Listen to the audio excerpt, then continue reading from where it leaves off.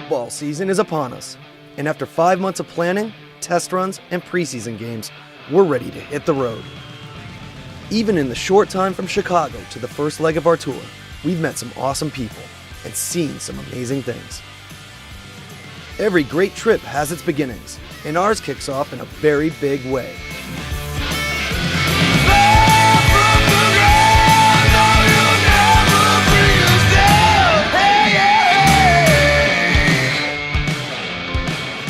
New York City, the pulse of America. Millions of faces with countless stories. It's the perfect place to begin our adventure.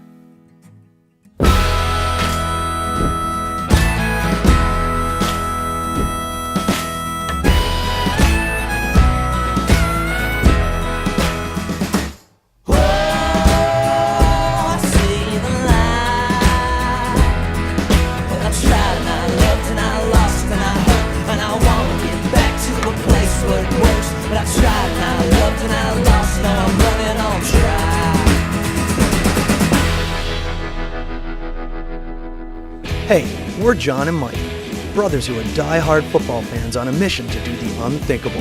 Tailgate 32 pro football games in 17 weeks, all in an RV. Each team's city has its own style and traditions, and we're gonna try them all. We'll dine, drive, and discover what it takes to be the ultimate football tailgater. This is Tailgate 32.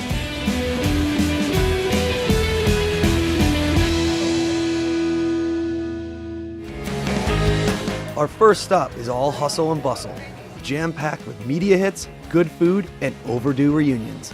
And while that's all well and good, we came here for one reason: Giants football. Sounds good coming on the radio, right? Mike, I'm Dave. On ESPN New York, 98.7 FM. All right, John and Michael Trupiano are in studio talking about the ultimate football fan road trip. If I could step away from this and do anything, it would be what you guys are doing. How did this come about? We're big sports fans. We're big adventurers. I mean, this really is a production more so than just two guys hopping in a car and living out that dream. And that's what I'm really excited about for this whole thing, is being able to share it and showcase that for all the other fans out there. We head on over to Lot E at MetLife Stadium to tailgate with the fans of the defending Super Bowl champs. We got people spotting us here.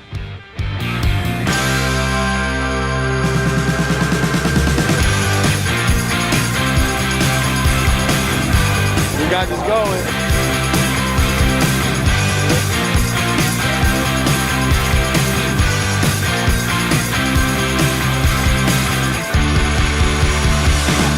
Adam Goldstein, a British superfan, dropped by our tailgate to talk about his love of American football. In 2008, sold the apartment, left the job, left the girlfriend at home, who's now my fiance, to go to see an NFL game at every franchise. So in 2006, I was at a Bears away game in Arizona. It was the greatest Monday Night Football comeback of all time, apparently. I left early, and that's when I saw people with a TV screen watching the game in a car park, and I thought it was a one-off. And he was like, no, we're tailgaters. And I didn't know what that word meant. And he said, yeah, we do. People do this at every team. And I couldn't believe him. So tailgating goes beyond just like team affiliation, right? Is that what you're saying? Like tailgating is an American pet. It's an American right, and we should be able to do it for anything. So Dave and Bill, you guys were just driving down the road, doing your job. Right. You guys drive an ambulance, right? Absolutely. And you stopped here at Tailgate 32. There was a reason we stopped there, though, because Bill saw your stuff on Channel 11 News this morning.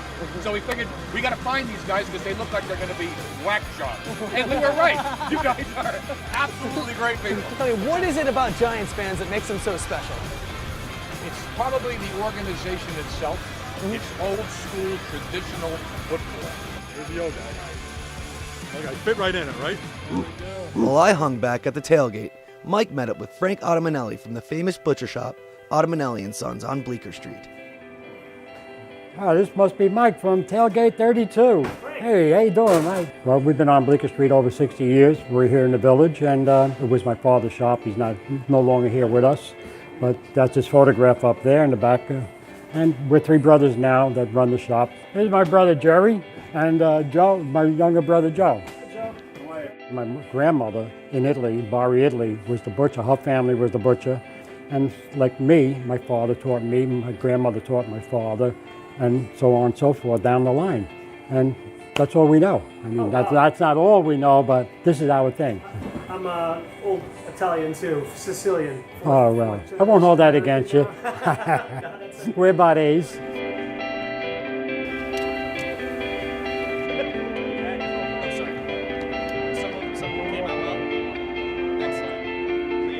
I can't say thank you enough, Frank.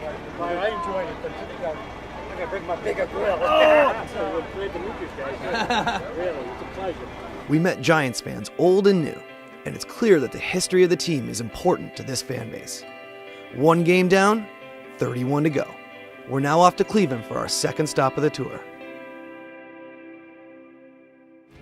The subway car that we're on right now is actually the first subway car installed in the New York City transit system. It's been running since I think it's 1714, actually 60 years before the revolution. It's a really, really profound car. They retouch it every couple of years. They modeled the horse after this train. Yeah. Well, that was originally it was a smaller. What are they? Shetland ponies would drag the trains through the subway system under New York.